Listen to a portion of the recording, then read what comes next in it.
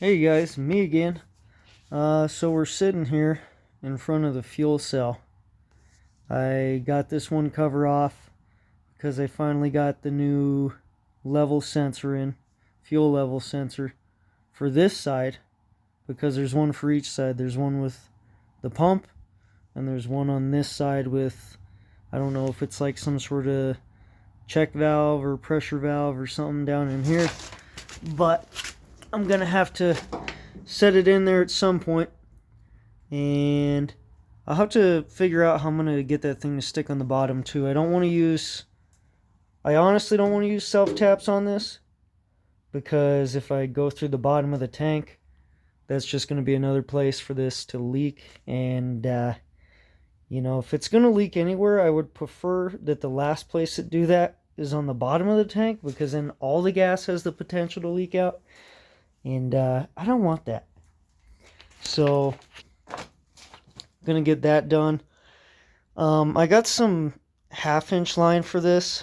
I think the factory's 5/8, so I guess we'll see if that ends up killing power. I don't know, we'll see. But it's just some like rubberized EFI line, some Gates stuff or whatever, so it'll work, even though at some point I really should get a steel line made for this. But I'll worry about that when the time comes. And the fuel cell was in here tonight, but obviously now it's there, so at some point I'll get that done, and then I'll run that 1/2 inch line, because originally I'd gone with some 3/8, and me being me, that I'm stubborn, I tried to make things work that shouldn't. I mean, Exhibit A is this entire build. So, this 3/8 line, it's a little sketch, because I really had to force that thing on there, and that just didn't sit right with me, because if I'm forcing that on there, I'm essentially making the walls of that line thinner, and therefore probably less able to handle as much pressure as it normally would. And to be honest with you, I don't really want the gas spilling inside my trunk or over in the engine bay, especially not in the engine bay, because that's what'll cook you. It'll cook you good.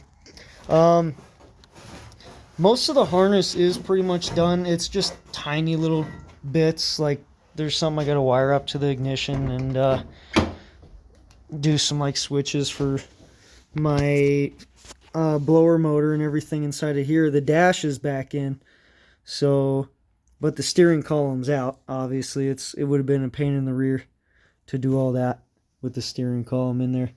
You can see it looks a little prettier. Not super pretty. I still got a bunch of stuff laying in there. But yeah, I had to for that blower motor and everything. I didn't put a heater core in this. It's just got the blower motor, and it goes to the evap for the AC, because I'm not driving this fucking thing in winter. This thing's this thing's gonna be a death trap as it is. You're basically asking, death for a funeral date if you were to drive this thing in the winter. So let's see. There's that. Here's that fuel level sensor. I also was probably going to splice this too. I was going to snip this here, splice it to these after I snip those off too, because this has to be longer to fit in that tank back in there. So there's that. And let me see if I can move a couple things off of here real quick so I can show you, because where I got this evap coming out, it's kind of in a bad spot, so not in the most ideal of places, because where that evap is sitting, where it comes out, is right behind where one of my wiper arms sits, coming off the wiper motor. So I got to see if that's going to clear too. I'll probably have to do something with that. We'll see what ends up happening. You know, I really should have cleaned this all off before I started videoing too. But I guess it's more time for exposition or something. I don't know. So, yeah. But, oh wait, let me grab that too and toss that. There we go. So anyways, back to it. I still did not get that bracket done because I was really screwing with that that blower motor and evap. But basically, the evap comes out right there. Your wiper motor would sit right here, and that arm going to the passenger side wiper goes like right in front of that. So that's gonna be a little bit of fun to deal with.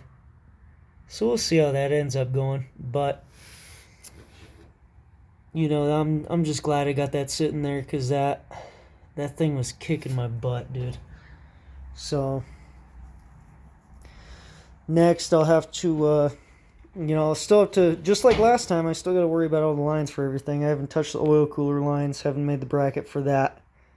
And I'm going to have to worry about the lines for that too. Oh, and I cut the brake line going to the passenger side front when I was doing that, because I forgot that I ran it right up in there. So I'm going to have to make a little, I don't really want to make a whole new line, but at the same time, if I make a smaller line to go over it, you know, that's more points it can leak. So I guess we'll see how lazy I'm feeling when I get around to that.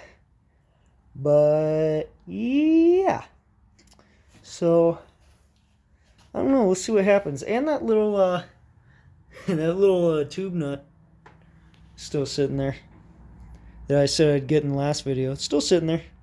So yeah, we'll see what happens. Hopefully tomorrow I can get that fuel line done, or at least ran to where, you know, I can hook everything up and whatnot, and then maybe get started on the bracket for that or something, or get the steering column in. Probably that'd probably be the best thing, because you know, it's nice to be able to turn the wheels with a steering wheel instead of having to climb under the car to steer it every time.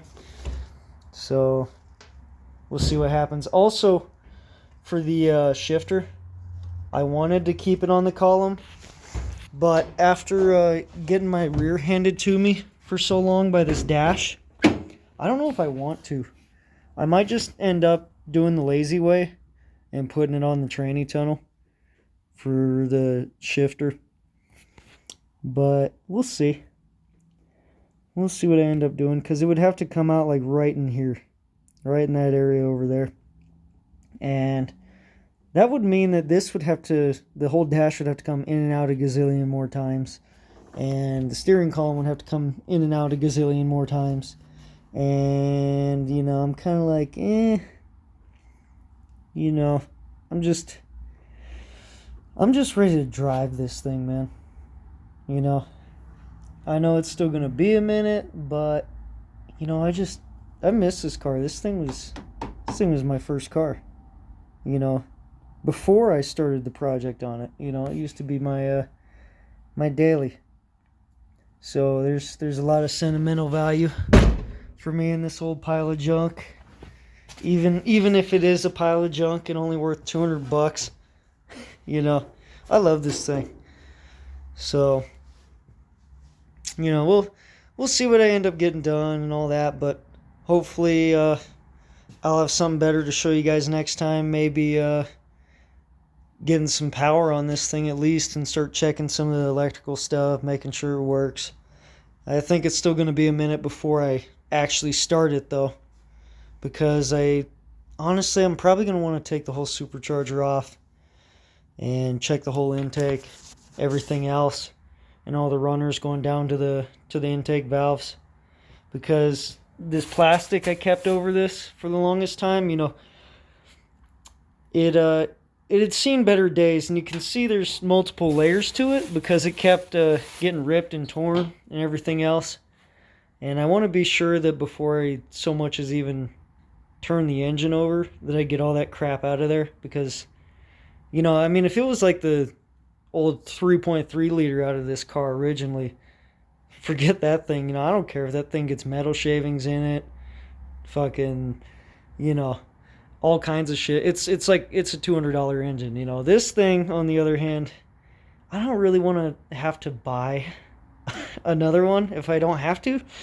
So, you know, we'll see what ends up happening. But yeah. Anyways, though, I hope all you guys are doing well, and I hope you enjoyed seeing this update. You guys take care and enjoy the rest of your weekend. Peace.